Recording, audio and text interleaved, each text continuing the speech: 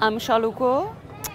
The book I'm presenting now is UFO in Her Eyes. It's kind of a satire police investigation story about a village woman in China. One day she claimed she saw the UFO. I was interested in a form which somehow presents a very different point of view or multi-layer of the narrative. So in this book there's not a one character, there's around like 20 characters from the village. Some are old peasants, some are tea farmers, some are school teachers, some are very insignificant small characters from the village who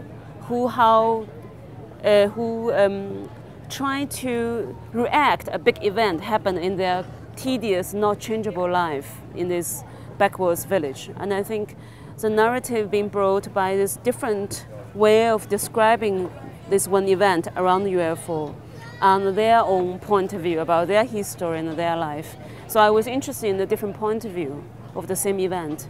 He's giving me hay fever, definitely, and tearing around. So my writing life is more, in a way, more random or improvised. I don't have this tight schedule, wake up when and have a coffee when and finish writing when. I think for me it's more like where the inspiration brings me from, or where or when is a space I feel quiet and focused in my own mind. Sometimes I write on the airplane, sometimes I write on the train, and sometimes, I think most of the time I write in a cafe. There's no fixed schedule, but often I write from morning to night for 2 weeks, and then I don't write at all for a year.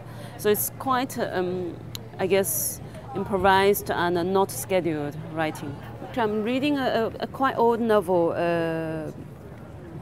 from France called Mouchette, and it's also a film based on that novel by Georges Bernardo.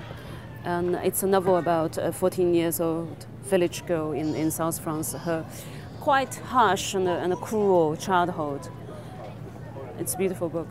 There's many writers I feel very associated with. I can't say one. I think mostly are the writers, say, half century ago. And I feel very much influenced by, for example, the author like Jean Genet and Boris Vian, which is much earlier as well, from 40s. And certainly the contemporary ones like Milan Kundera, which I truly feel a kind of identification with the background that he's writing about.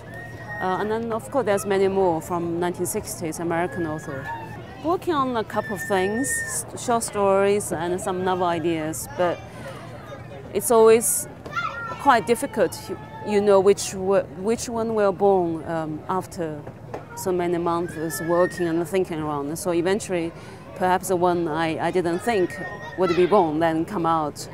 So let's see.